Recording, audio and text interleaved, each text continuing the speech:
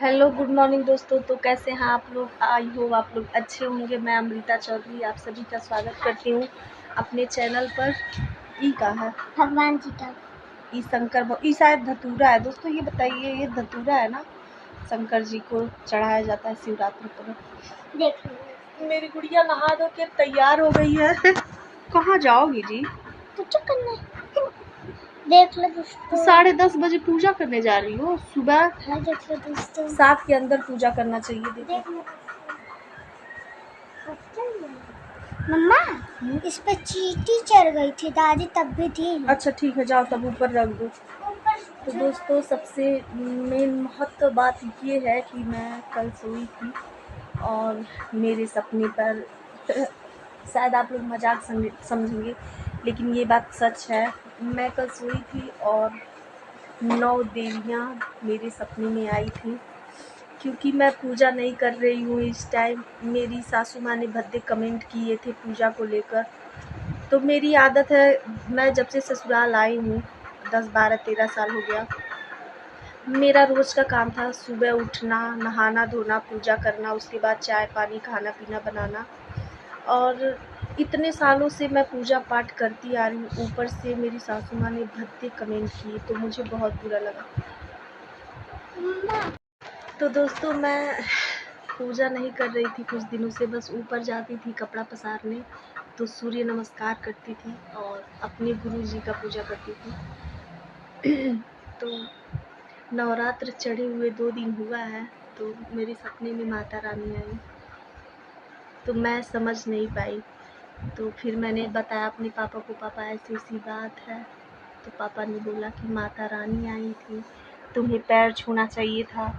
तो मैंने दोस्तों गलती से क्या किया कि मेरे अलमारी पर ऊपर बैठी थी पैर लटका के और ऐसे ऐसे ऐसे पैर हिला रही थी। और जब मैं अलमारी खोली बैठकर मैं कपड़ा निकाल रही थी तो ये मेरे माथे पर लात फेर रही हैं, अपना पैर फेर रही हैं।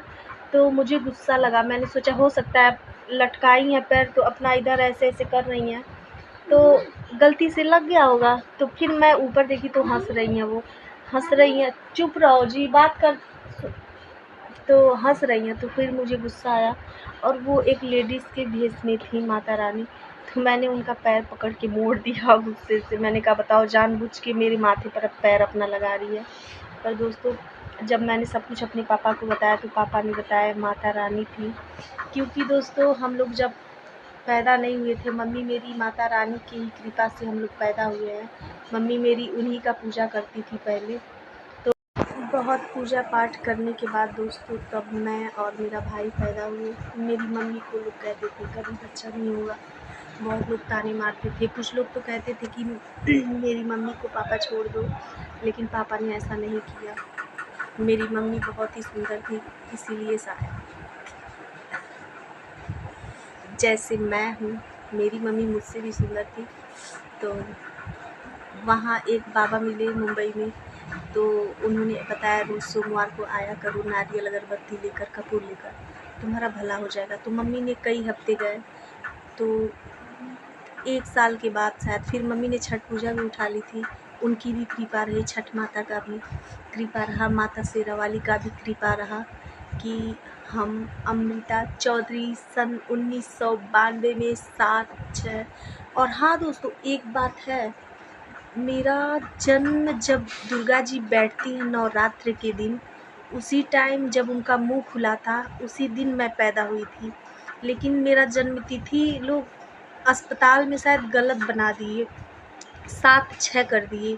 मेरा 10 को था। मेरी मम्मी बोलती थी जब अक्टूबर में माता रानी बैठती हैं तभी तुम पैदा हुई थी, जिस दिन उनका मुंह खुला था। तो शायद गलत लिखा गया है मेरा, लेकिन मेरा तो 10/10 है। मम्मी ने बताया था कि 10 तारीख। दोस्तों बहुत ही इंटरेस्टिंग बातें हमारी लाइफ में हुई हैं। हम जो ये सुंदर मुंदर पैदा हुए हैं वो माता रानी की कृपा है, इसीलिए माता रानी गुस्से में आ गई। बताओ जिसको मैंने जन्म दिया उसने मेरी पूजा नहीं की। 2 दिन रामनवमी गुजर गए तो बताइए, मेरी 5 मौसी का रूप लेकर आई थी, 2 बहनों का रूप लेकर आई थी और एक देवरान की, एक जेठान की रूप लेकर आई। तो जिस जेठानी का रूप लेकर आई थी उससे तो मेरी जमती नहीं है, तो शायद इसीलिए मैंने पैर पकड़ के मोड़ दिया उनका। पर माता रानी माफ़ करिएगा, आज मैं उठी हूँ, पूजा की हूँ। मैं भूल गई कि सासू माँ ने क्या बोला था क्या नहीं। बस माता रानी की कृपा रहे मुझ पर हमेशा, और हमेशा ही रही है कृपा, आगे भी रहेगी, मुझे इतना यकीन है। मैं नवरात्रि का 9 दिन व्रत करती हूँ। हमारे घर में सब कोई दुर्गा जी की पूजा करते थे और मैं भी करती हूँ। और हम लोग फिर दुर्गा जी का पूजा, फिर बीच में मेरे पापा एक गुरुजी हैं, उनका उपदेश हम लोग ले लिए, फिर उनके लाइन में चले गए।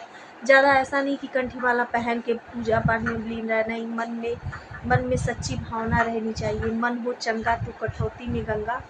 बस यही, हम लोग गुरु जी का भी पूजा करते हैं, माता रानी भी मन में है, उनकी भी पूजा करते हैं। बस दोस्तों, मेरी माँ ने बहुत ही परिश्रम किया है हम लोगों के लिए, बहुत ही ताने सुने हैं मेरी माँ ने, बहुत मार भी खाई है। मेरे चाचा ने एक बार तो इस सीने पर मेरी माँ को मार दिया था।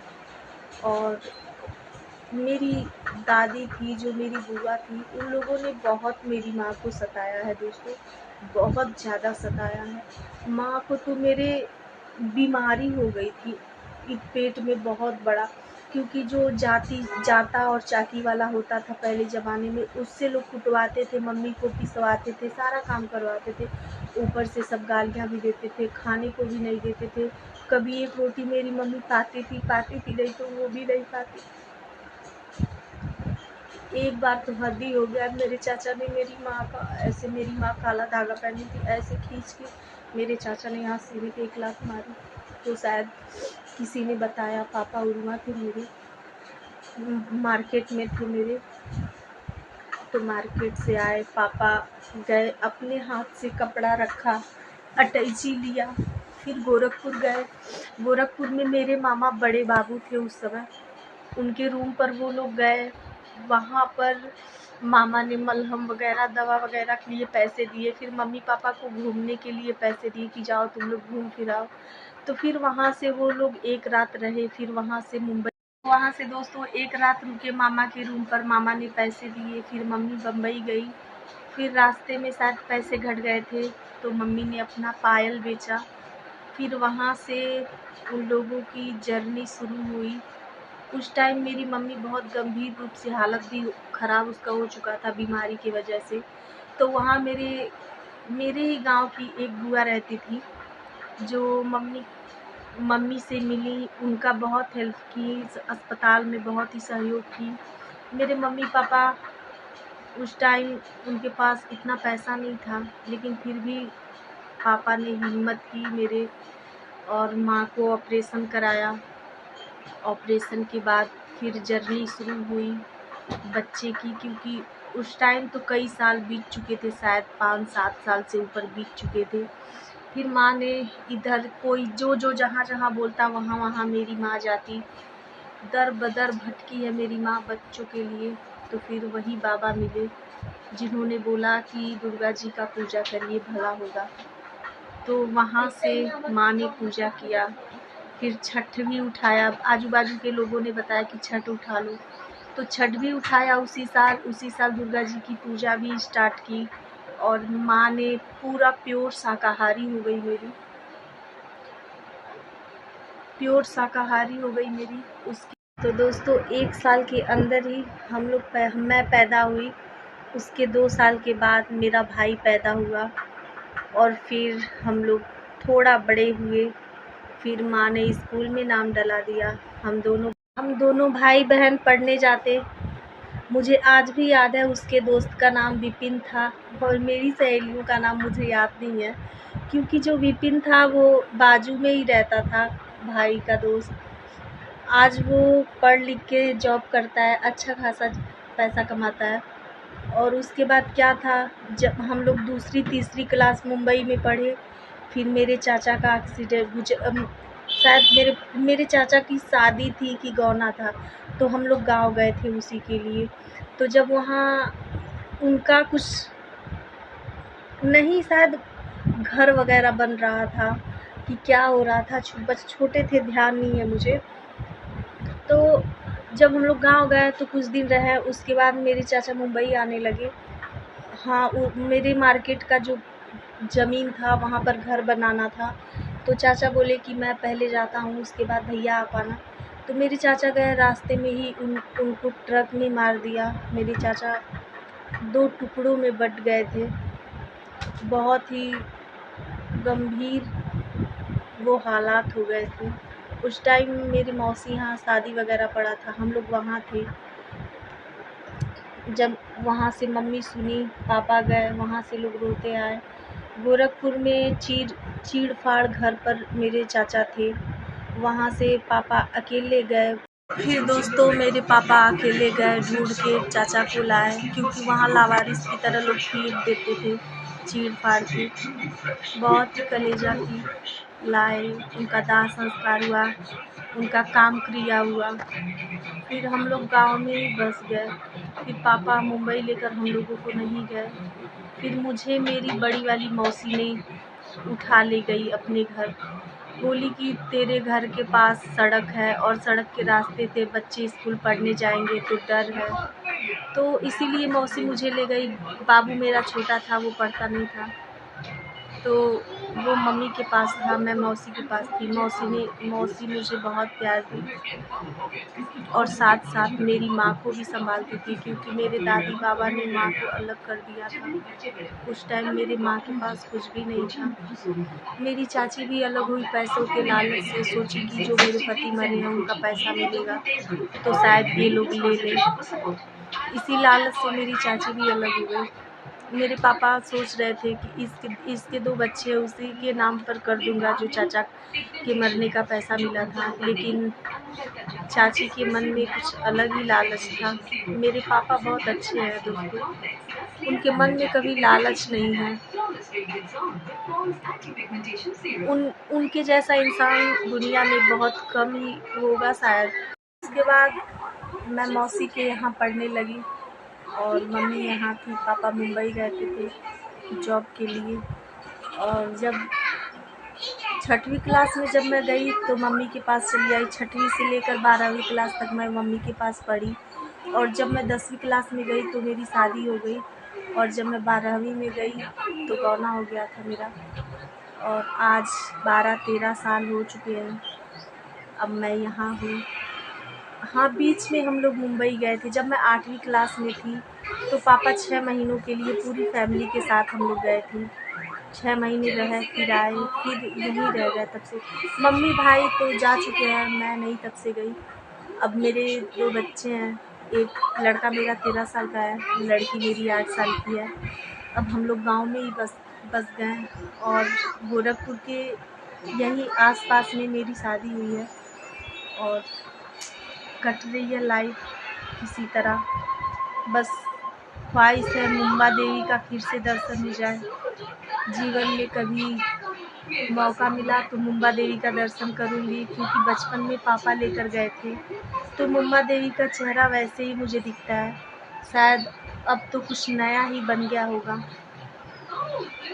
लेकिन मैं जहाँ पर चप्पल हम लोग निकाले थे, जहाँ बैठ के मीठा पिए थे, जहाँ जिस तरीके से हम लोग घूम कर पूजा भी किया था, इधर से गए थे राउंड होकर माता रानी का दर्शन किया। एक तरफ से आना था, दूसरे तरफ से निकल जाना था। मुझे आज भी याद है वो नज़ारे, ऐसा लगता है मेरी आँखों के सामने वो सब दिखते हैं। मेरे पापा ब्लैक कलर का शर्ट था और उस पर चेक था गोल राउंड में, वाइट था, रेड था, वो शर्ट पहने थे मेरे पापा। सब कुछ ऐसा लगता है आँखों के सामने दिखता है दोस्तों, पर वो सब वापस नहीं आएगा। बस भगवान ने चाहा, मुंबा देवी माता रानी ने चाहा तो मैं ज़रूर एक बार जाऊँगी वहाँ, क्योंकि मैं फिर से उन्हें देखना चाहती हूँ। और यही थी हमारे जीवन की कहानी। शॉर्टकट में तो मैंने आपको बहुत कुछ बता दिया, पूरा लाइफ स्टाइल जितना जैसे जो गुजरा। और अब कट रहा है धीरे धीरे। अब मेरे भाई की शादी हो गई है, उसे भी एक बच्ची है प्यारी सी। वो भी अब लगा पड़ा है अपने ही लाइफ के बारे में। बहुत पढ़ा लिखा मेरा भाई, बीकॉम किया, लेकिन नौकरी का कोई नहीं अता पता है। उसने तो कई फॉर्म भरा लेकिन उसका किस्मत नहीं चमका। मेरे भाई के लिए मैंने बहुत ही दुआ मांगी है, शायद भगवान किसी दिन उस पर नज़र ज़रूर डालेंगे। मेरे भाई ने मेरे बेटे को हॉस्टल में डलवाया, मेरी गुड़िया को भी उसने नाम स्कूल में दाखिला किया, और फिर अपने लिए वो भगवान से बहुत ही मन्नतें मांगी है मैंने। जिस दिन पूरा हो जाएंगे दोस्तों, उस दिन बहुत जगह मुझे जाना है, उसी के पैसों से, उसके पहले ही पगार से।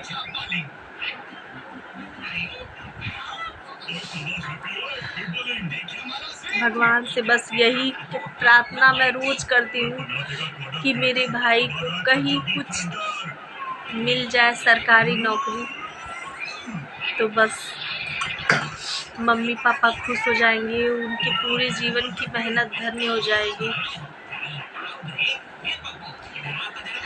तो ये थी मेरी कहानी। ये तो बस छोटा सा हिस्सा था दोस्तों, जो मैंने आपको बहुत ही जल्दी बता दिया।